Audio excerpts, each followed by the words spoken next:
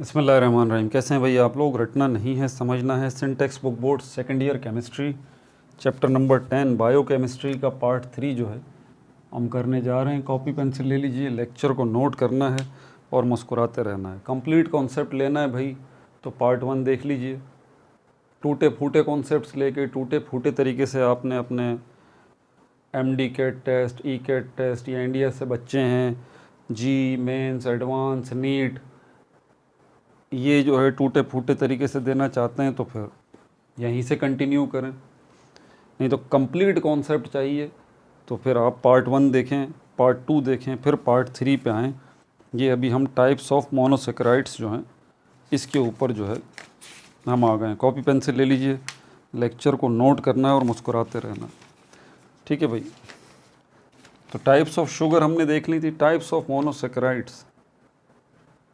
ठीक है, दो बेसिस के ऊपर मोनोसेकेराइड्स को आपको डिवाइड करना पड़ेगा, ए और बी। ठीक है, तो यहाँ पर types of monosaccharides on the basis of sugar unit, on the basis of sugar. ठीक है, और दूसरा हमारे पास types of monosaccharides on the basis of number of carbon atom, number of carbon atom. ठीक है, इसमें से जो पहली टाइप है हमारे पास on the basis of on the types of monosaccharides on the basis of sugar, on the basis of sugar, ये हमारे पास 3 है फ़िलहाल। इसके अलावा और भी हैं। ये कौन से हैं? Monosaccharides of glucose, monosaccharides of glucose. Number 2 monosaccharides of fructose. Number 3 monosaccharides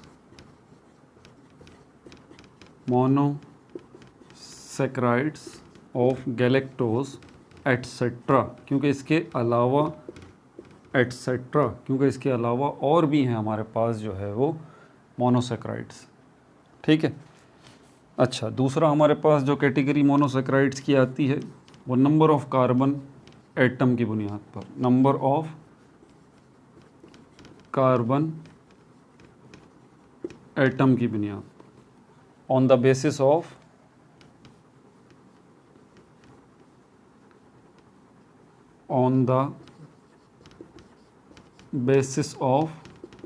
number of carbon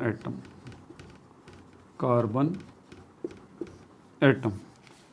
इसमें हमारे पास ट्रायोस आ जाता है, ऐसा मोनोसेकेराइड जो 3 कार्बन एटम्स पे मुश्तमिल है, जिसमें 3 कार्बन एटम्स हैं। Try means 3। ठीक है, ऐसा मोनोसेकेराइड भी है जो 4 कार्बन एटम्स से मिलके बना है, वो टेट्रोस कहलाता है।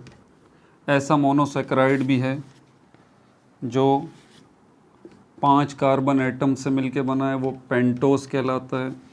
ऐसा मोनोसेकेराइड भी है जो कि 6 कार्बन एटम्स से मिलके बना है, वो हेक्सोस कहलाता है। ठीक है भाई, 3 कार्बन एटम वाला मोनोसेकेराइड, 4 कार्बन एटम वाला मोनोसेकेराइड, 5 कार्बन एटम वाला मोनोसेकेराइड और 6 कार्बन एटम वाला मोनोसेकेराइड। इसमें बड़ी मशहूर एग्जाम्पल हमारे पास कौन सी है? इसमें याद होगा आपको, C6H12O6, ये रहा, ये ग्लूकोज है। अब देखें, ग्लूकोज जो है एक ही चीज़ के अब 2 नाम, इसको हम ग्लूकोज भी कहेंगे,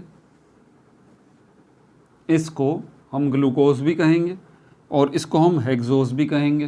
ध्यान से सुनिएगा मेरी बात। कोई आपसे पूछे भाई ये ग्लूकोज है, आप बोलें ये ग्लूकोज है, वो बोलता है नहीं ये तो हेक्सोस है। तो आप बोलें भाई आप एक ही चीज़ को 2 तरह से देख रहे हैं, वही चीज़ है। मैं जो इसका नाम ले रहा हूँ ग्लूकोज, वो इसके शुगर पॉइंट ऑफ व्यू से, कि ये जो है किस ग्रुप से ताल्लुक़ रखता है कार्बोहाइड्रेट के। मैं उस पॉइंट ऑफ व्यू से इसको ग्लूकोज कह रहा हूँ कि ये किससे ताल्लुक़ रखता है, कार्बोहाइड्रेट के कौन से ग्रुप से, शुगर ग्रुप से ताल्लुक़ रखता है, इसलिए मैं इसको ग्लूकोज कह रहा हूँ।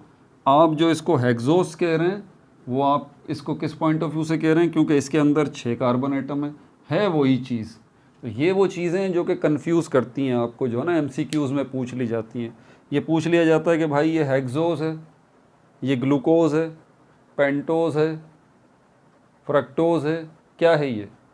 तो आप जो है अब वहाँ पर परेशान हो जाते हैं। अगर यहाँ पर अब यहाँ A और B आपसे बोलता है कि A में आपको ग्लूकोज दे देता है, B में आपको हेक्सोस दे देता है, C में आपको फ्रक्टोज दे देता है, D में आपको बोलता है बोथ A एंड B।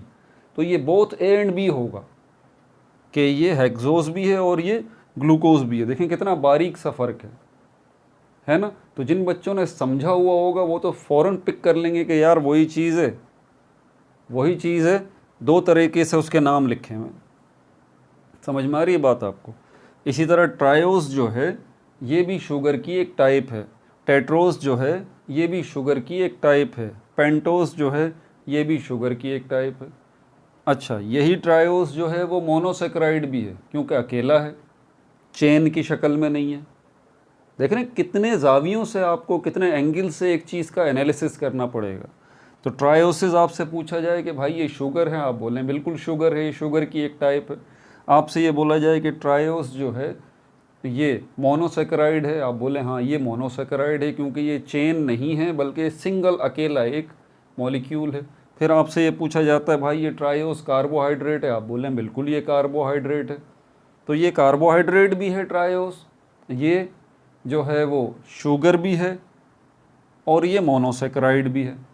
ठीक है, नोट करते रहें। अभी जब हम डाइसेक्राइड की तरफ चलेंगे ना तो चीज़ें पेचीदा होती चली जाएंगी, लेकिन आप बिल्कुल वेल ऑर्गेनाइज्ड वे में नोट करते रहेंगे ना चीज़ें, तो आपको कोई परेशानी नहीं होगी, हर चीज़ वेल ऑर्गेनाइज होगी।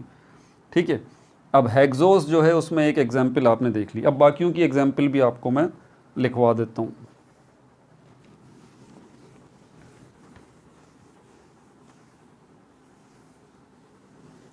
जैसे हमारे पास ट्रायोस जो है इसके अंदर क्या आ जाता है हमारे पास, हेक्सोस में तो आपको पता चल गया ग्लूकोज आ जाता है। ट्रायोस में हमारे पास इसका केमिकल फार्मूला है C3H6O3। ठीक है, और ये है ग्लाइसर अल्डिहाइड, ग्लाइसर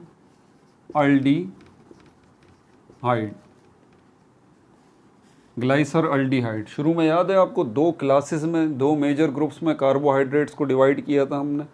एक वो कार्बोहाइड्रेट हैं कि जो ब्रेक होते हैं तो किस में कन्वर्ट होते हैं, वो किस में कन्वर्ट होते हैं, वो कन्वर्ट होते हैं अल्कोहल और अल्डिहाइड में।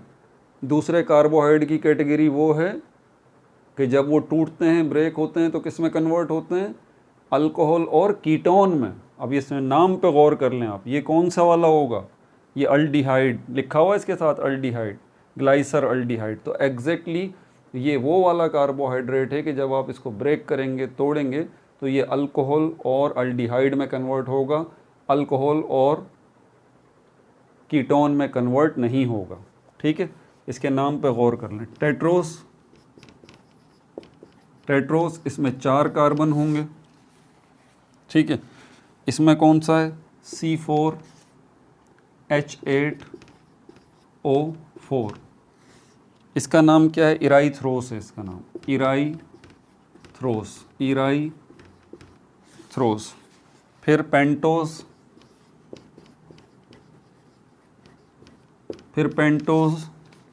इसके अंदर C5H10O5, ये हमारे पास आ गया। इसको हम कहते हैं राइबोस। फिर हमारे पास आ जाता है हेक्सोस,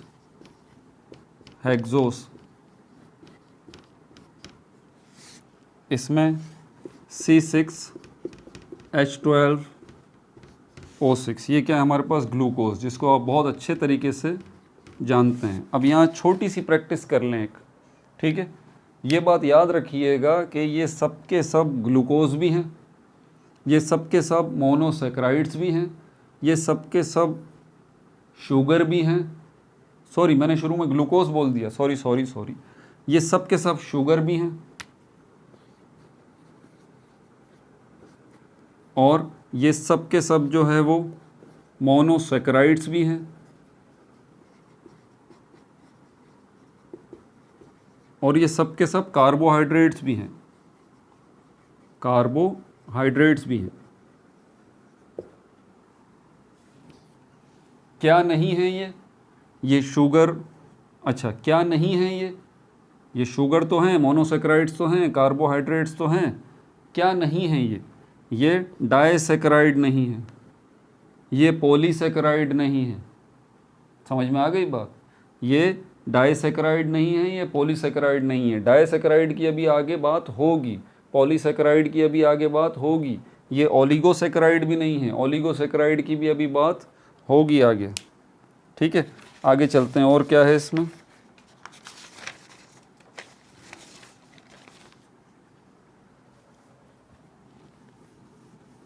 अब ये जो हमारे पास हेक्सोस शुगर है, हेक्सोस शुगर है, इसकी भी दो टाइप्स हैं, इसको भी ज़रा नोट कर लें।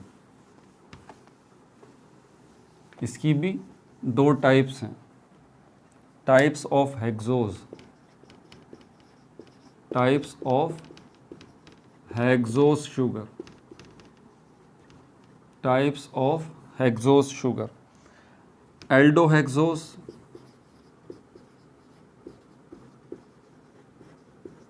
एल्डोहेक्सोस एंड कीटोहेक्सोस, कीटोहेक्सोस। अब जिन बच्चों ने नाम पे गौर कर लिया होगा ना, और जिन्होंने पिछली वीडियो देखी है, वो तो सेकंड में पहचान जाएंगे इसको कि ये है क्या, कि ये हेक्सोस की सिर्फ दो टाइप नहीं है, बल्कि ट्रायोस की भी दो टाइप्स हैं, टेट्रोस की भी दो टाइप्स हैं, पेंटोस की भी दो टाइप्स हैं। सिर्फ हेक्सोस की ही दो टाइप्स नहीं है, हर शुगर की दो टाइप्स हैं, हर मोनोसेक्राइड की दो टाइप्स हैं। क्यों? क्योंकि पहले ही बता चुका हूँ ना भाई आपको कि दो बड़े ग्रुप हैं, दो मेजर ग्रुप्स हैं, कार्बोहाइड्रेट या मोनोसेक्राइड या शुगर की कोई सी भी टाइप जब टूटेगी, ब्रेक होगी, या तो वो अल्कोहल और अल्डिहाइड प्रोड्यूस करेगी, या तो वो अल्कोहल और कीटोन प्रोड्यूस करेगी। ये अल्डोहेक्सोस जो है, ये हेक्सोस शुगर की वो टाइप है जिसको ब्रेक करने पर, तोड़ने पर क्या मिल रहा है आपको? अल्कोहल मिल रहा है और अल्डिहाइड मिल रहा है, अल्डो लिखा हुआ है। और ये हेक्सोस शुगर की वो टाइप है कि जब ये टूटती है, डिकम्पोज होती है, तो इससे आपको क्या मिलता है? अल्कोहल मिलता है और कीटो से मतलब कीटोन मिलता है। समझ में आ गई बात आपको? ये दो टाइप्स हो गई हेक्सोस की। अब यहाँ पर types of glucose,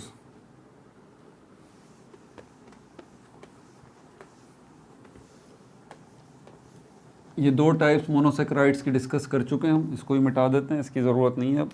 types of glucose, types of glucose, glucose की भी दो टाइप्स हैं, straight chain glucose, straight chain glucose और क्लोज चेन ग्लूकोज, क्लोज या साइक्लिक ग्लूकोज। जी, ये जो आपको C6H12O6 ग्लूकोज का मॉलिक्यूल नज़र आ रहा है, इसका मतलब 6 कार्बन के एटम है ना, 6 कार्बन के एटम है ना। इसी तरह ये जुड़े हुए हैं ना आपस में, इनके साथ हाइड्रोजन और ऑक्सीजन लगे हुए हैं, तो इस तरह से भी चेन बन सकती है इनकी। ठीक है, हालांकि ये खुद बड़ी बड़ी चेन्स बनाते हैं, इस तरह भी इनकी चेन बन सकती है। ये याद रहे यहाँ पर, ये वो वाली चेन नहीं है जो पॉलीमर्स की होती है, ना ना ना, वहाँ पे मत जाइएगा, पॉलीसेक्राइड्स पे मत जाइएगा, डाइसेक्राइड्स पे मत जाइएगा, वहाँ तक अभी नहीं पहुँचे। अभी हम मोनोसेक्राइड्स पे ही हैं। ये पूरा का पूरा एक ही मॉलिक्यूल है, ये मोनोमर है, मोनोमर है, ये पॉलीमर नहीं है, इस बात को ध्यान में रखिएगा। ये मोनोमर है। तो यहाँ पर ये 6 कार्बन एटम आपको इस तरह नज़र आ रहे हैं। यही 6 कार्बन एटम इस तरह से भी तो ज्वाइन हो सकते हैं, इस तरह से साइक्लिक भी तो हो सकते हैं। तो इस तरह से ये 2 टाइप्स बनेंगी ग्लूकोज की, स्ट्रेट चेन ग्लूकोज और क्लोज चेन या साइक्लिक ग्लूकोज। ठीक है भाई। इसी तरह हमारे पास फ्रक्टोज की भी 2 टाइप्स होती हैं। टाइप्स ऑफ फ्रक्टोज नोट कर लीजिए, types of fructose, types of fructose. ये भी हमारे पास क्या है, ये भी ग्लूकोज की ही एक टाइप है, ये भी मोनोसेकेराइड की ही एक टाइप है। ठीक है। इसमें भी हमारे पास स्ट्रेट चेन होते हैं,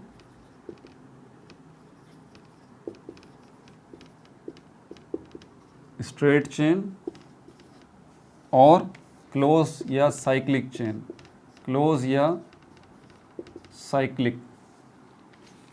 ठीक है भाई। अब ये बात आपने समझ ली। अब इसी मुनासबत से इनको नाम दिए जाते हैं, इसी मुनासबत से इनको नाम दिए जाते हैं। एक 2 ऑर्गेनिक कंपाउंड्स हैं अलग, अदर ऑर्गेनिक कंपाउंड्स, जिनकी वजह से, जिनसे मैच करते हुए इनके नाम रखे गए हैं। वो 2 ऑर्गेनिक कंपाउंड्स कौन से हैं? एक हमारे पास है पायरानोस,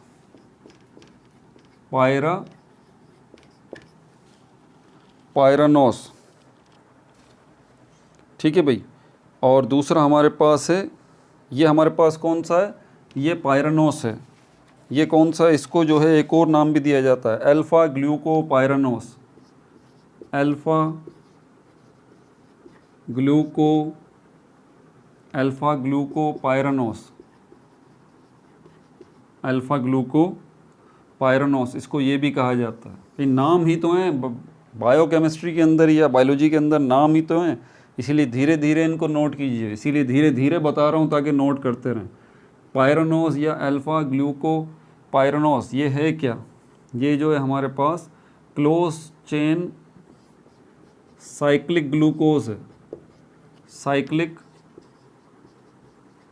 ग्लूकोज है। 2 टाइप्स बताई हैं ना अभी ग्लूकोज की मैंने, ये साइक्लिक ग्लूकोज है। ठीक है। वाई कॉल्ड पायरानोस, इसको पायरानोस क्यों कहा जाता है, ये सवाल आ जाता है। वाई अल्फ़ा ग्लूकोपायरानोस या पायरानोस कॉल्ड पायरानोस, क्योंकि ये नाम जो लिया गया है,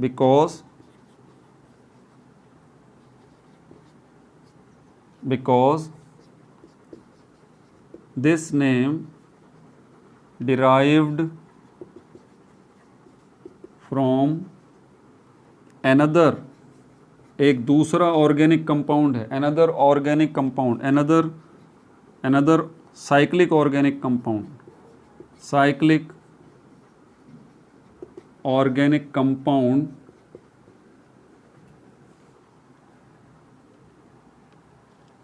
कॉल्ड पायरेन, नोट कर लीजिए भाई इसको, कॉल्ड पायरेन, PYRAN। तो ये एक दूसरा ऑर्गेनिक कंपाउंड है, लेकिन ये ऑर्गेनिक कंपाउंड क्या है, ये साइक्लिक है। और इस नाम की मुनासबत से, क्योंकि ये ग्लूकोज भी साइक्लिक है, इसलिए इसके नाम की मुनासबत से इसका नाम पायरेन है। तो इस ग्लूकोज को भी जो है वो पायरानोस कहा गया है, इस ग्लूकोज को भी पायरानोस कहा गया है या अल्फ़ा ग्लूकोपायरानोस कहा गया है। क्यों? क्योंकि जो दूसरा ऑर्गेनिक कंपाउंड है पायरेन, वो साइक्लिक है, और ये जो ग्लूकोज है ये भी साइक्लिक है, इसलिए इसको पायरानोस या अल्फ़ा ग्लूकोपायरानोस कहा जाता है। ठीक है भाई। अब आगे चलते हैं। इसी तरह हमारे पास फ्रक्टोज जो है उसकी भी एक टाइप है, लिखा हुआ है ना फ्रक्टोज की, ये साइक्लिक या क्लोज चेन वाली जो है, इसका भी नाम देख लें अब ज़रा आप। ग्लूकोज की तो बात हो गई,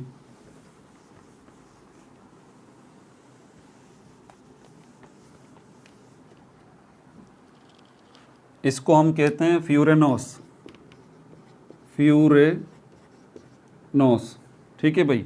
इसको आल्सो कॉल्ड, इसको हम कहते हैं beta फ्रूटोफ्यूरेनोस, beta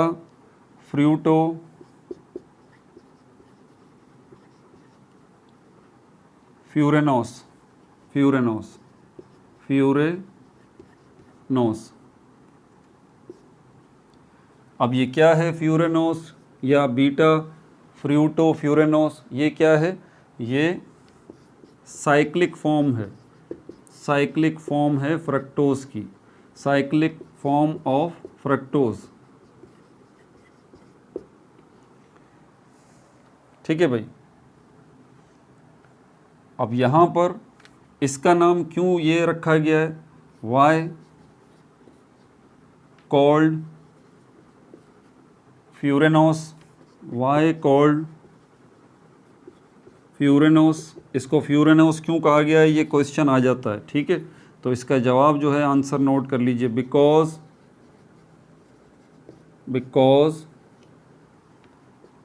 it looks like, it's look like, ये दिखने में कैसा दिखता है? It's look like furan, another organic compound, एक दूसरा ऑर्गेनिक कंपाउंड है जिसका नाम है फ्यूरेन। ठीक है, और ये फ्यूरेन कैसा है? ये साइक्लिक है। फ्यूरेन कैसा है? ये साइक्लिक है। तो ये जो दूसरा ऑर्गेनिक कंपाउंड है जिसका नाम फ्यूरेन है, जो कि साइक्लिक है, ये फ्रक्टोज उससे मिलता जुलता है, ये फ्रक्टोज उससे मिलता जुलता है। तो इसी फ्यूरेन जो साइक्लिक है इसी से मिलता जुलता है, इसीलिए इस फ्रक्टोज का नाम जो है फ्यूरेनोस रखा गया है या ब्यूटा फ्रूटोफ्यूरेनोस रखा गया है। ठीक है भाई, नोट कर लीजिए। मोनोसेकेराइड्स की दास्तान हो गई ख़त्म। अब चलते हैं डाइसेकेराइड्स की तरफ।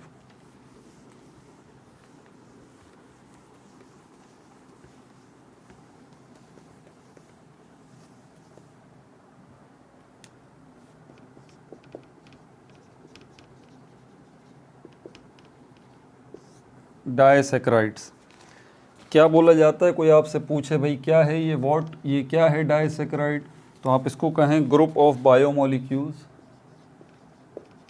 ग्रुप ऑफ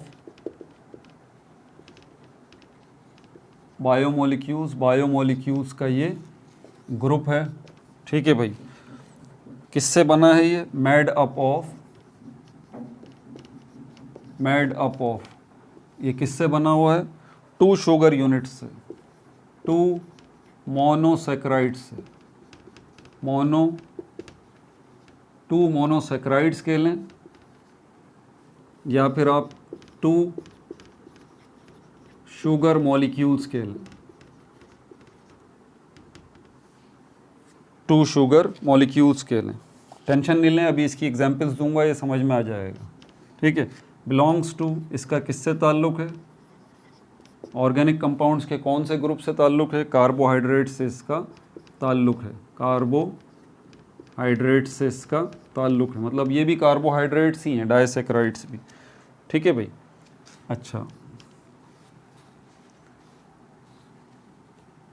बॉन्ड जो बनता है इसके अंदर, क्योंकि देखें बॉन्ड तो बनेगा ना। अब यहाँ पर क्या कर रहे हैं आप? अब आप पहले मोनोसेकेराइड्स में अलग अलग मॉलिक्यूल्स को डिस्कस कर रहे थे, अलग अलग मॉलिक्यूल्स को डिस्कस कर रहे थे। अब आप मॉलिक्यूल्स को जोड़ेंगे, 2 मॉलिक्यूल्स को, 2 शुगर के मॉलिक्यूल्स को या 2 मोनोसेकेराइड्स को या फिर 2 ग्लूकोज मॉलिक्यूल्स ज्वाइन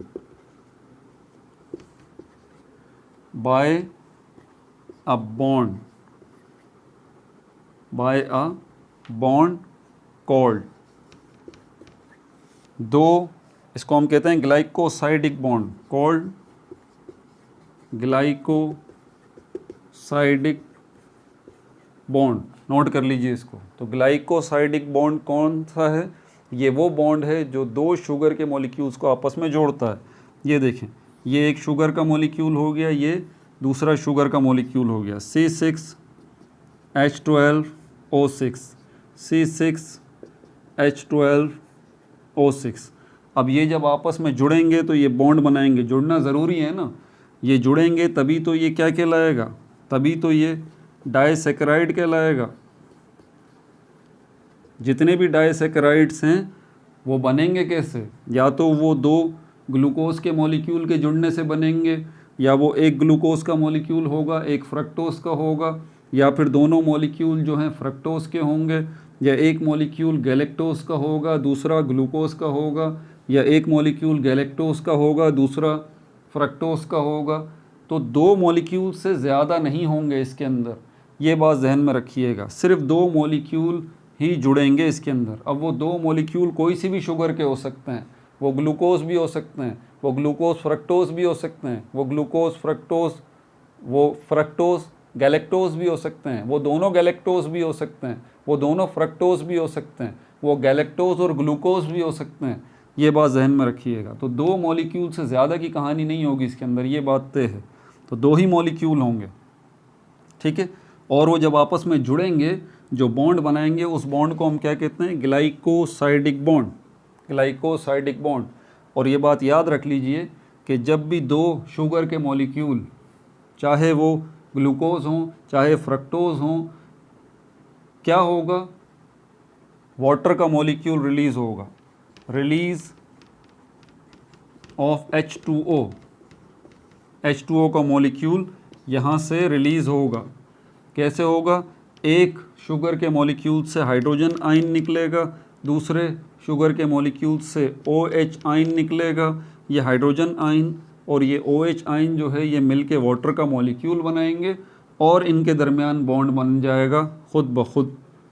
ये बन गया डाइसैकेराइड। समझ में आ गई पूरी कहानी, ठीक है भाई। तो ये ग्लाइकोसाइडिक बॉन्ड ये भी हो गया। अब क्या है, ये जो रिएक्शन कहलाता है, ये बात याद रखिए, जिसके अंदर दो मोनोसैकेराइड आपस में जुड़ते हैं, दो ग्लूकोज के मॉलिक्यूल आपस में जुड़ते हैं, दो ग्लूकोज फ्रक्टोज या गैलेक्टोज आपस में जुड़ते हैं, उसके नतीजे में जो है ये वाटर का मॉलिक्यूल रिलीज़ होता है और ये बॉन्ड बनता है ग्लाइकोसाइडिक बॉन्ड। इस केमिकल रिएक्शन को हम क्या कहते हैं, इसको हम कहते हैं कंडेंसेशन, ठीक है। नोट कर लीजिए, क्या कहते हैं हम उसको, इस केमिकल रिएक्शन को हम कहते हैं कंडेंसेशन, कंडेंसेशन। तो आपसे कोई पूछता है कि भाई ये जो है वो ग्लूकोज का मॉलिक्यूल, दो ग्लूकोज के मॉलिक्यूल जुड़ रहे हैं, तो बॉन्ड कौन सा बन रहा है, आप बता दें ग्लाइकोसाइडिक बॉन्ड बन रहा है। फिर वो आपसे बोले कि यार सिर्फ बॉन्ड बनते हुए इन दोनों ग्लूकोज के मॉलिक्यूल में कोई तब्दीली आ रही है, आप बोलें हाँ बिल्कुल तब्दीली आ रही है। एक ग्लूकोज के मॉलिक्यूल से हाइड्रोजन आयन निकलेगा, दूसरे ग्लूकोज के मॉलिक्यूल से OH आयन निकलेगा, ये आपस में मिलेंगे, वाटर का मॉलिक्यूल बनेगा और इन दोनों के दरमियान बॉन्ड भी बन जाएगा। फिर वो आपसे पूछता है कि भाई ये इनका आपस में मिलना जो है, दो ग्लूकोज के मॉलिक्यूल का मिलना, क्या ये केमिकल रिएक्शन कहलाता है, आप बोलें बिल्कुल केमिकल रिएक्शन कहलाता है। क्या नाम है उस केमिकल रिएक्शन का, आप बोलें कंडेंसेशन नाम है इस केमिकल रिएक्शन का। और उसके नतीजे में वो पूछे आप क्या बन गया है ये, आप बोलें ये जो छोटी सी चेन बनी है, ये जो छोटी सी चेन बनी है सिर्फ दो शुगर के मॉलिक्यूल की, ये जो है वो कहलाएगी डाइसैकेराइड। क्या कहलाएगी, डाइसैकेराइड, ठीक है भाई। मिटाऊं इसको, नोट करते रहिए। मैं आपको ज़मानत देता हूँ इस बात की कि वो बच्चे कामयाब हैं नीट के टेस्ट में, वो बच्चे कामयाब हैं MD कैट के टेस्ट में, वो बच्चे कामयाब हैं ECAT के टेस्ट में, वो बच्चे कामयाब हैं मेंस एडवांस के टेस्ट में, NCERT के टेस्ट में। चाहे वो बच्चे पाकिस्तान से या इंडिया से या कहीं से भी ताल्लुक़ रखते हैं, दुनिया के किसी भी ख़ित्ते से, जो ये ज़बान समझ रहे हैं, दो हैबिट्स अगर उनके अंदर हैं, एक तो ये कि वो लेक्चर्स को तरतीब से सुनते हैं, पार्ट 1 देखते हैं पहले पूरा, और दूसरी हैबिट उनके अंदर होगी लेक्चर को नोट करने की। वो बच्चे कामयाब हैं, उनको मेरी तरफ से एडवांस मुबारक है, ठीक है।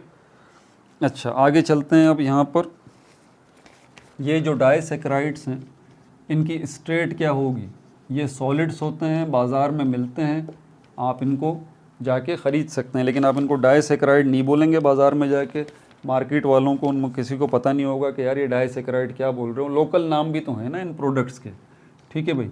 तो स्ट्रेट ये सॉलिड है और इसका कलर जो है, हाँ साइंटिफिक स्टोर पे चले जाएं तो वो डाइसैकेराइड जो है आप उसको बोलेंगे कि यार मुझे डाइसैकेराइड दे दें, तो वो आपसे टाइप पूछेगा कि डाइसैकेराइड की बहुत सारी टाइप्स होती हैं, ग्लूकोज ग्लूकोज वाला डाइसेक्राइड चाहिए, ग्लूकोज फ्रक्टोज वाला डाइसेक्राइड चाहिए, फ्रक्टोज फ्रक्टोज वाला डाइसेक्राइड चाहिए, कौन सा आपको डाइसेक्राइड चाहिए? साइंटिफिक स्टोर वाला पूछेगा, आम दुकानदार तो आपको दुकान से ही निकाल देगा बाहर। कलर इसका कैसा होगा? इसका वाइट कलर होगा, ठीक है, और ये क्रिस्टलाइन सॉलिड होगा, क्रिस्टलाइन सॉलिड होगा। सॉलिड हमारे पास दो किस्मों के होते हैं, अमरफस सॉलिड्स और क्रिस्टलाइन सॉलिड। ये क्रिस्टलाइन सॉलिड होगा। इसमें एग्जाम्पल अभी तक आपने नहीं सुनी ना, डाइसेक्राइड से आपका डेली वास्ता पड़ता है, ठीक है। ये कौन सी कहलाती है? डाइसेक्राइड। इसको हम कहते हैं सक्रोज। क्या कहते हैं? सक्रोज। ये सक्रोज जो है ये क्या है? ये वही है जो इसको हम टेबल शुगर कहते हैं, टेबल शुगर, जिसको उर्फ आम में चीनी कहा जाता है ना। शुगर या चीनी भी बोलते हैं, शुगर भी बोलते हैं, शक्कर भी बोलते हैं कुछ लोग। तो चाय में जो आप डालते हैं ये असल में सक्रोज होता है, टेबल शुगर, ठीक है। और ये सक्रोज क्या है? ये डाइसेक्राइड है। तो एग्जैक्टली दो शुगर के मॉलिक्यूल्स से मिलके ये बना होगा। अब हमें ये देखना है कि ये सक्रोज में दो शुगर के मॉलिक्यूल क्या दोनों ग्लूकोज हैं या एक ग्लूकोज है दूसरा फ्रक्टोज है? ये आप इसको देख लें ज़रा। सक्रोज जो है इसमें एक तो है अल्फ़ा ग्लाइकोपाइरेनोस, एक तो ग्लूकोज है, लेकिन कौन सा वाला? अल्फ़ा ग्लाइकोपाइरेनोस, पाइरेनोस। और इसके साथ जो दूसरा जुड़ा हुआ है वो beta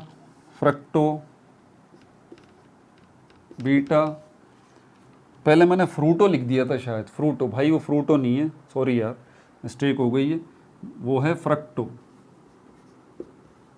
beta fructofuranose, beta fructofuranose, ठीक है भाई। तो आप देख सकते हैं कि ये सक्रोज जो कि डाइसेक्राइड है, इसमें कौन से दो शुगर के मॉलिक्यूल हैं? एक तो ये आपका ग्लूकोज है, और कौन सा ग्लूकोज है? अल्फ़ा ग्लाइकोपाइरेनोस, यानी कि वो साइक्लिक ग्लूकोज, साइक्लिक ग्लूकोज। और दूसरा कौन सा है? ये फ्रक्टोज है। कौन सा फ्रक्टोज? ये भी साइक्लिक है, बीटा फ्रक्टो फ्यूरेनोस, ठीक है। अच्छा, और क्या है इसके अंदर फिर? अब चलते हैं ओलिगोसैकेराइड्स की तरफ। अकेला शुगर का मॉलिक्यूल मोनोसैकेराइड, दो शुगर के मॉलिक्यूल मिल गए, छोटी सी चेन बन गई, डाइसैकेराइड। अगर तीन शुगर के मॉलिक्यूल मिल जाएं तो क्या बनेगा? ओलिगोसैकेराइड। चार शुगर के मॉलिक्यूल मिल जाएं तो क्या बनेगा? ओलिगोसैकेराइड। पांच शुगर के मॉलिक्यूल मिल जाएं तो क्या बनेगा?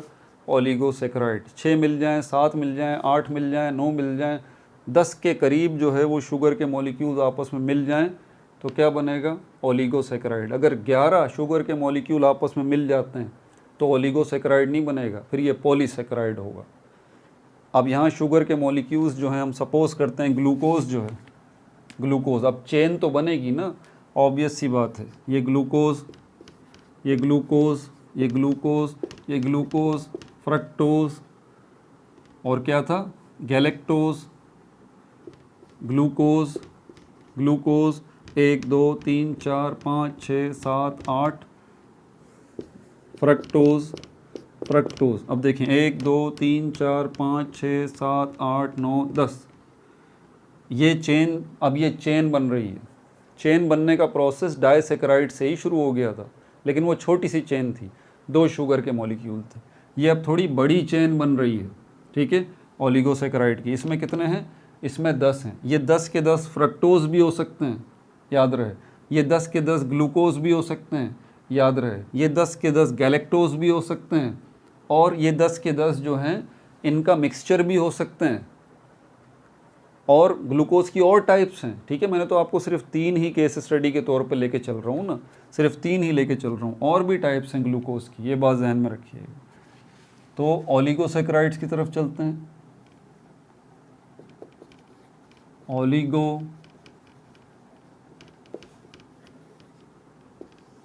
ओलिगोसैकेराइड्स। तीसरी कैटेगरी जो है वो हम कार्बोहाइड्रेट्स की देख रहे हैं, ओलिगोसैकेराइड्स।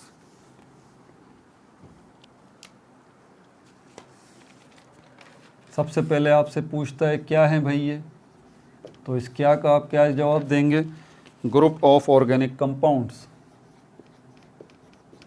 ग्रुप ऑफ ऑर्गेनिक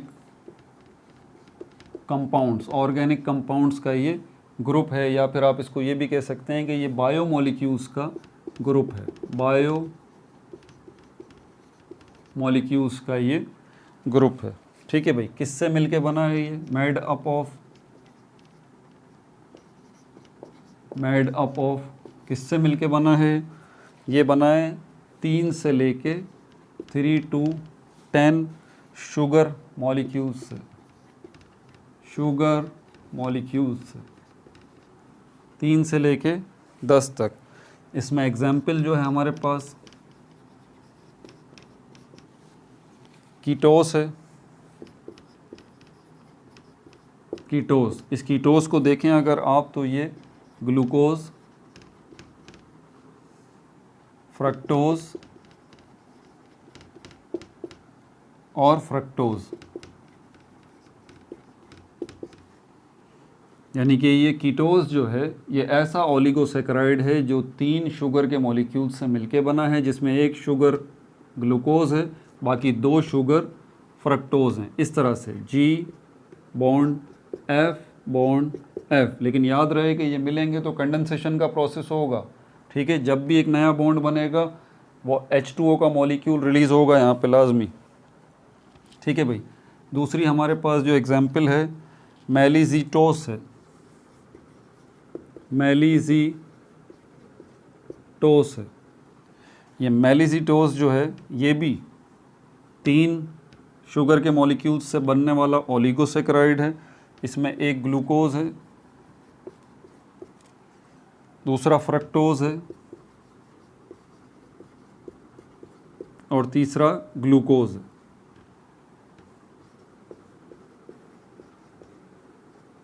तीसरा भी ग्लूकोज। ठीक है भाई, अच्छा और आगे चलें। अब चलते हैं, ये थी ओलिगोसैकेराइड्स की छोटी सी दास्तान। अब पॉलीसैकेराइड्स को चलते हैं। आपको मैंने पार्ट 1 में अगर आपको याद हो ना, मैंने आपको एक बात समझाई थी कि अगर आपको बायोकेमिस्ट्री को समझना है ना तो इस 4 लेटर के वर्ड को आप समझ लीजिए, जिसको हम कहते हैं यूनिट। पहले लेक्चर के अंदर मैंने ये बात समझाई थी। जिन बच्चों ने पार्ट 1 देखा है उसमें याद होगी ये मेरी बात। मैंने कहा था आप इस यूनिट के कॉन्सेप्ट को समझ लें। क्या यहाँ पर यूनिट की बात नहीं हो रही? यूनिट किसको कहते हैं? वो छोटी छोटी इकाइयाँ जो बिल्कुल सारी एक ही जैसी हों, जो सारी एक ही जैसी हों और किसी बड़ी चीज़ को बना रही हों। जैसे कि दीवार में ब्रिक्स जो हैं सारी एक ही जैसी होती हैं, एक ही क्वालिटी की होती हैं, एक ही साइज़ की होती हैं। तो ये क्या है? ब्रिक, ईंट क्या है? यूनिट है इस पूरी दीवार का। आप कितनी भी चाहे आप बड़ी दीवार जो है वो बना लें, लेकिन आप बनाएंगे किससे? इन्हीं यूनिट से, इन्हीं ब्रिक्स से। और सारी की सारी ब्रिक्स सेम साइज़ की हैं, सेम शेप की हैं, सेम स्ट्रक्चर की हैं, सेम क्वालिटी की हैं, सेम कलर की हैं, सारी की सारी ब्रिक्स। बाल बराबर भी इनकी साइज़ में फ़र्क नहीं होगा, कोई एक छोटी बड़ी ऐसा सिस्टम नहीं होगा। एग्जैक्ट इस चीज़ को कहते हैं जो कि छोटी हो, तादाद में बहुत ज़्यादा हो और किसी बड़ी चीज़ को बनाने वाली हो, और वो सब छोटी छोटी चीज़ें एक ही जैसी हों, साइज़ में एक ही जैसी हों, टेक्सचर में एक ही जैसी हों, क्वालिटी में एक ही जैसी हों, उनको हम कहते हैं यूनिट। और यहाँ पर आप देखें, आप पॉलीगोसैकेराइड हम करने जा रहे हैं। एग्जैक्टली इसके अंदर हम जो है वो चेन्स को देखने जा रहे हैं, चेन्स को, बड़ी बड़ी चेन्स को, ऐसी चेन्स को जो कि हज़ारों शुगर के मॉलिक्यूल्स से मिलके बनेंगी। आपने डाइसैकेराइड को देखा, छोटी सी चेन थी, 2 शुगर के मॉलिक्यूल। आपने ओलिगोसैकेराइड को देखा, थोड़ी बड़ी चेन थी, कम से कम 3 शुगर के मॉलिक्यूल, ज़्यादा से ज़्यादा 10 शुगर के मॉलिक्यूल। अब हम पॉलीसैकेराइड्स को देखने जा रहे हैं जिसमें चेन की लेंथ का कोई अंदाज़ा नहीं है, और सिर्फ एक ही चेन नहीं होगी जी, एक ही चेन नहीं होगी जिसके अंदर 50, 60, 70, 100 मॉलिक्यूल्स हैं या 200 मॉलिक्यूल हैं शुगर के, या 1000 जो है वो शुगर के मॉलिक्यूल हैं एक सिंगल चेन में। नहीं, इसके नीचे एक और चेन भी होगी, उसके नीचे एक और चेन भी होगी, उसके नीचे एक और चेन भी होगी। तो सोचें ज़रा ये कितना कॉम्प्लिकेटेड बन जाएगा। ये है पॉलीमर, ये है मैक्रोमोलिक्यूल, ये हैं बड़े बड़े मॉलिक्यूल, ये है, यही चीज़ आपको नज़र आती है स्टार्च में, यही चीज़ आपको नज़र आती है ग्लाइकोजन में, यही चीज़ आपको नज़र आती है सेलुलोज में। याद आ रहा है? इससे पिछले पार्ट में मैंने आपको बताया था कार्बोहाइड्रेट का सारा ये जो बड़े बड़े मॉलिक्यूल्स हैं, तो ये बड़े बड़े मॉलिक्यूल्स जो पॉलीमर कहलाते हैं ये चेन्स हैं, लेकिन इन एक चेन या एक से ज़्यादा चेन्स से मिलके बनने वाला ये पॉलीमर, ये बड़े बड़े मॉलिक्यूल जो हैं, इनका यूनिट क्या है? शुगर का मॉलिक्यूल, शुगर का मॉलिक्यूल जी। ये पॉलीसैकेराइड्स इतनी बड़ी बड़ी चेन्स जो हैं, चाहे वो मल्टीपल चेन्स से मिलके फोल्ड होके बनी हुई हों, इन सब के अंदर अगर आप देखें तो आपको यूनिट क्या नज़र आएगा?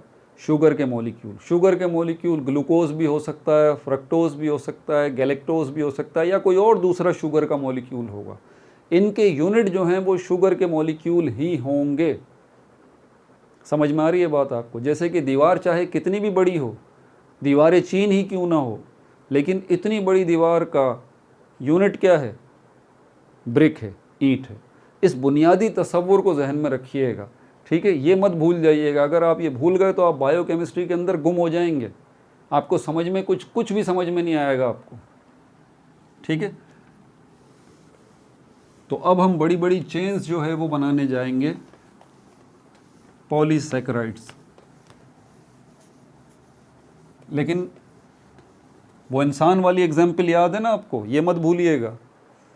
कार्बोहाइड्रेट्स जो हैं, सब के सब कार्बोहाइड्रेट्स हैं, मोनोसैकेराइड्स भी, डाइसैकेराइड्स भी, पॉलीसैकेराइड्स भी, ओलिगोसैकेराइड्स भी, सब के सब कार्बोहाइड्रेट्स हैं। ग्लूकोज जो भी हैं, सब के सब कार्बोहाइड्रेट्स हैं।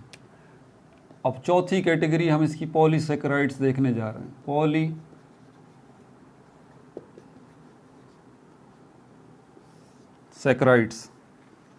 ठीक है भाई, इसी से शुरू करते हैं। व्हाट है क्या ये? सबसे पहली बात, कोई पूछता है क्या है भाई, इससे स्टार्ट लें। ग्रुप ऑफ ऑर्गेनिक कंपाउंड्स या बायोमोलिक्यूल्स, बायोमोलिक्यूल्स या ऑर्गेनिक कंपाउंड, एक ही बात है। Organic compounds made up of किससे मिलके बने होते हैं? ये मेड अप ऑफ किससे मिलके बने होते हैं? More than 10 sugar units, more than 10 sugar units, और मोनोसैकेराइड्स, या तो शुगर यूनिट्स कह लें, या शुगर के मॉलिक्यूल कह लें, या मोनोसैकेराइड्स कह लें, एक ही बात है। ये एमोर्फस हैं, एमोर्फस सॉलिड्स हैं। पॉलीसैकेराइड्स बाज़ार से मिलते हैं, ठीक है, लेकिन ये क्रिस्टलाइन सॉलिड्स नहीं हैं, ये एमोर्फस सॉलिड्स हैं। और इनसॉल्यूबल इन वाटर, ये पॉलीसैकेराइड्स जो हैं ये वाटर में डिज़ोल्व नहीं होते, इनसॉल्यूबल इन वाटर। अच्छा, ये कौन से मोनोसैकेराइड से मिलके बनते हैं ये भी जहन में रखिएगा। विच मोनोसैकेराइड जो इन पॉलीसैकेराइड्स को बना रहा है, ठीक है? विच मोनोसैकेराइड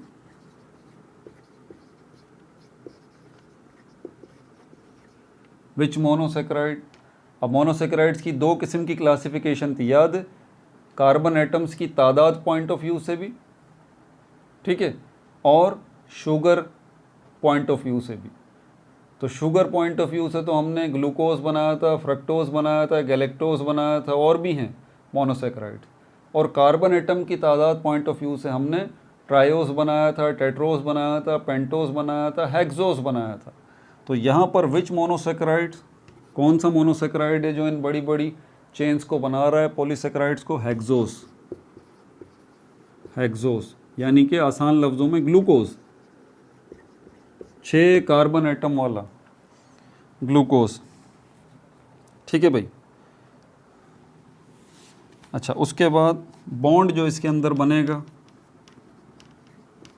बॉन्ड तो बनेगा ना जब ये बनेंगे, ग्लाइकोसाइडिक लिंकेज, ग्लाइकोसाइडिक साइडिक लिंकेज कहते हैं इसको,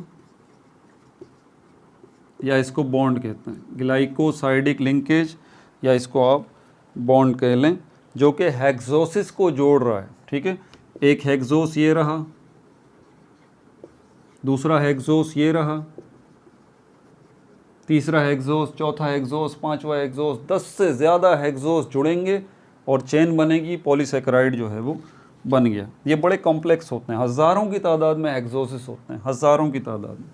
तो ये हेक्सोस जो हैं वो जुड़ेंगे आपस में कंडेंसेशन केमिकल प्रोसेस से। इनको 2 क्लासेस में डिवाइड कर दिया है हमने, इनको 2 क्लासेस में हमने डिवाइड कर दिया है पॉलीसेकेराइड्स को। आपको याद है पॉलीसेकेराइड्स में हमने ग्लाइकोजिन को देखा था, याद आया?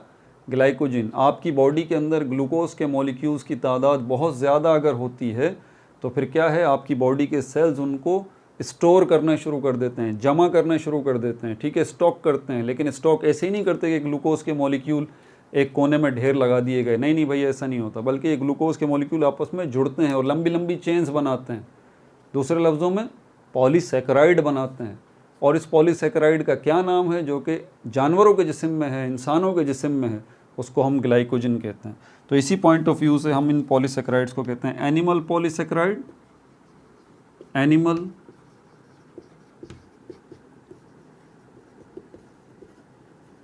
Polysaccharide and plant polysaccharide, plant polysaccharide. याद है ना, प्लांट्स जो है वो भी बनाते हैं, प्लांट्स भी अपनी ग्लूकोज को स्टोर करते हैं, आपस में जोड़ते हैं ग्लूकोज के मॉलिक्यूल्स को, और लंबी लंबी चेन्स जो है वो ग्लूकोज के मॉलिक्यूल्स की बनाते हैं, पॉलीसेकेराइड्स बनाते हैं। लेकिन वहाँ पर उस बड़ी सी चेन को, उस पॉलीसेकेराइड को क्या नाम देते हैं? हम नाम देते हैं स्टार्च का। क्या नाम देते हैं? स्टार्च का। और दूसरा कौन सा है? सेलुलोज। तो ये स्टार्च और सेलुलोज जो हैं ये प्लांट पॉलीसेकेराइड्स जो है वो कहलाते हैं। अब ये तफसील देख लें ज़रा, ये एनिमल पॉलीसेकेराइड्स की। अब एक एक क्लास को हम डिस्कस कर रहे हैं।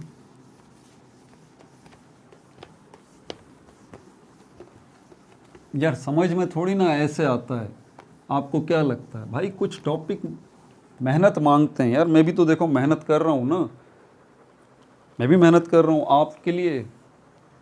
कुछ टॉपिक्स मेहनत मांगते हैं, ऐसे थोड़ी ना हो जाते हैं, वो समझ में ऐसे नहीं आते। वो animal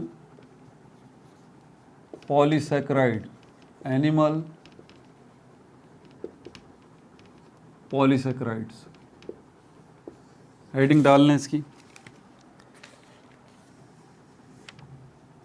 found in animals, found इन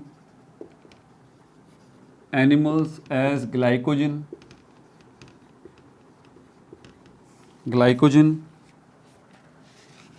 और ये हमारी बॉडी में मौजूद है ग्लाइकोजिन, एग्जैक्टली आपकी बॉडी में भी, लेकिन कहाँ? फाउंड इन मसल्स, आपके मसल्स में मौजूद होता है, और लीवर में मौजूद होता है। इसको क्या कहा जाता है? कॉल्ड एज, एनिमल पॉलीसेकेराइड्स को क्या बोला जाता है? एक और नाम इसको हम कहते हैं storage of carbohydrates, storage of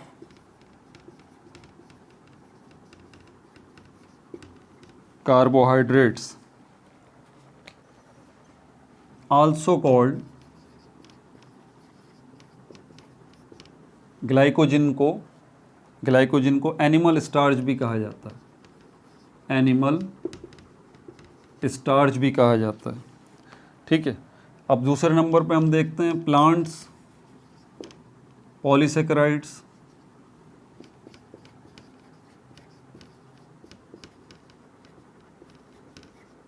plant polysaccharides क्या है भाई? ये plant polysaccharides what? Reserve carbohydrates of plants, वही स्टोरेज, रिजर्व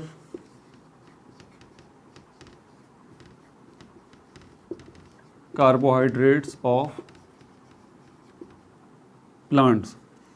अब आपसे कोई बोलता है कि भाई ये जो हैं वो प्लांट पॉलीसेकेराइड्स जो हैं, आपसे कोई पूछता है क्या है तो आप इसका जवाब देते हैं रिजर्व कार्बोहाइड्रेट्स ऑफ प्लांट्स। वो बोलता है नहीं, मैं इसको प्लांट पॉलीसेकेराइड्स को मैं रिजर्व कार्बोहाइड्रेट्स ऑफ प्लांट्स नहीं कहता, मैं इसको स्टार्च कहता हूँ। तो आप बोलें भाई एक ही बात है। फिर वो बोलता है नहीं, मैं तो इसको सेलुलोज कहूँगा। आप बोलें एक ही बात है। वो कहे मैं तो इसको लंबी लंबी चेन्स कहूँगा शुगर के मॉलिक्यूल्स की। आप कहें भाई एक ही बात है। वो कहता है कि नहीं, मैं तो इसको मैक्रो मॉलिक्यूल्स कहूँगा, बड़े बड़े मॉलिक्यूल्स। आप कहें भाई एक ही बात है यार। ये एक ही चीज़ के कई नाम हैं, यही तो डिस्टर्ब करने वाले हैं। ठीक है, तो ये भी हो गया रिजर्व कार्बोहाइड्रेट्स। इसकी एग्जाम्पल्स नोट कर लें। एग्जाम्पल्स में स्टार्च है और नंबर 2 सेल्यूलोज है। स्टार्च है और सेल्यूलोज है। यूनिट जो है, यूनिट ऑफ स्टार्च या सेल्यूलोज का यूनिट क्या है? स्टार्च का या सेल्यूलोज का यूनिट क्या है? ग्लूकोज। ग्लूकोज।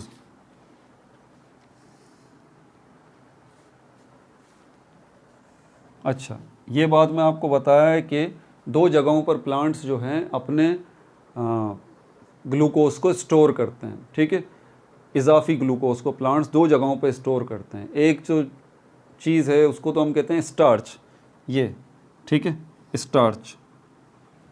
ये आपको बीन्स में मिलेगा, सब्जियों में मिलेगा, ठीक है, और नट्स में मिलेगा ये स्टार्च। एक और जगह पे ये ग्लूकोज जाके स्टोर होता है, वो होता है प्लांट्स की सेल वॉल्स। जो प्लांट की सेल वॉल्स जिस केमिकल से बनी होती हैं ना, उसको हम कहते हैं सेल्यूलोज। और जब आप प्लांट्स खाते हैं, सब्ज़ी कोई खाते हैं ना, तो आपको पता है कि जब आप सब्ज़ी खाते हैं, प्लांट खाते हैं, तो एक ये दोनों चीज़ें आपके जिस्म में जा रही होती हैं। आपने कोई सब्ज़ी खाई है, कोई भी ग्रीन वेजिटेबल वगैरह, ये वो स्पिनच, तो ये वो सब्ज़ी आपके पेट में जा रही है, तो मतलब स्टार्च भी जा रहा है और सेल्यूलोज भी जा रहा है, यही जा रहा है ना। तो स्टार्च जो है वो तो डाइजेशन की मदद से ये स्टार्च तो कन्वर्ट हो जाएगा। ये बड़ी बड़ी चेन्स जो हैं ग्लूकोज की, ये टूट जाएंगी ग्लूकोज के मॉलिक्यूल्स में। लेकिन ये वाला जो है पॉलीसेकेराइड सेलुलोज, ये आप डाइजेस्ट नहीं कर सकते। इंसान इसको डाइजेस्ट नहीं कर सकते, इस सेलुलोज को। ठीक है, ये डाइजेस्ट नहीं होता। ये बड़ी बड़ी चेन्स जो हैं यहाँ पर, इनको हम सेलुलोज कह रहे हैं, ये टूट नहीं सकती इंसान के डाइजेस्टिव सिस्टम के अंदर। ये आपकी बॉडी में से इसी तरह निकल जाते हैं, फुजले के ज़रिए, स्टूल के ज़रिए। ठीक है, waste product, solid waste products जो आपकी बॉडी से निकल रहे होते हैं ना, तो वो ये सेलुलोज होता है, उसमें ज़्यादातर ये सेलुलोज होता है। समझ में आ गई बात? बाकी आपके खाने का जो स्टार्च वाला हिस्सा है वो तो डाइजेस्ट होकर आपके स्मॉल इंटेस्टाइन से ब्लड में चला जाता है और ब्लड से बाकी पूरी बॉडी के अंदर चला जाता है, लेकिन ये डाइजेस्ट नहीं होता। इसको हम एक और नाम भी देते हैं, इसको हम डाइटरी फाइबर भी कहते हैं या सिंपली फाइबर भी कहते हैं। डाइटरी फाइबर या सिंपली हम इसको फाइबर भी कहते हैं कि भाई आप अपनी डाइट में जो है वो डाइटरी फाइबर या फाइबर को ज़्यादा से ज़्यादा लें। उसकी वजह क्या है? उसकी वजह है कि आपका डाइजेस्टिव सिस्टम इससे एक्टिव रहता है। खाना जो है पूरी गट के अंदर, पूरी एलिमेंट्री कैनाल के अंदर खाना आसानी के साथ हरकत जो करता है वो इन्हीं सेलुलोज या डाइटरी फाइबर या फाइबर की मदद से हरकत करता है। इसका मौजूद होना बहुत ज़रूरी है। भले ये डाइजेस्ट नहीं होता, भले ये जिस्म से खारिज हो जाता है, लेकिन इसका काम ज़रूर है सेलुलोज का, बहुत ज़्यादा एक्टिव। ठीक है भाई, अच्छा यहाँ तक हो गया।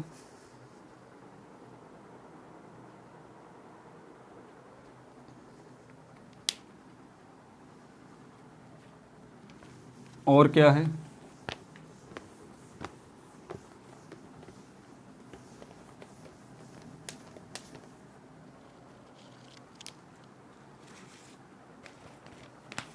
अच्छा ये भी हो गया। अच्छा स्टार्च, स्टार्च जो है main food of humans, main food of humans, इंसानों का एक्चुअल खाना जो है वो ये स्टार्च होता है। फाउंड इन कहाँ पाया जाता है ये? पोटैटो में, वीट गंदुम में, बार्ले जो एटसेट्रा, इनमें ये पाया जाता है। सेल्यूलोज की अगर हम बात करें, सेल्यूलोज जो है फाउंड इन सेल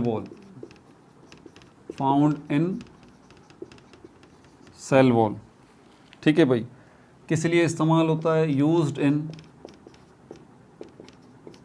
इन किस में इस्तेमाल हो रहा है?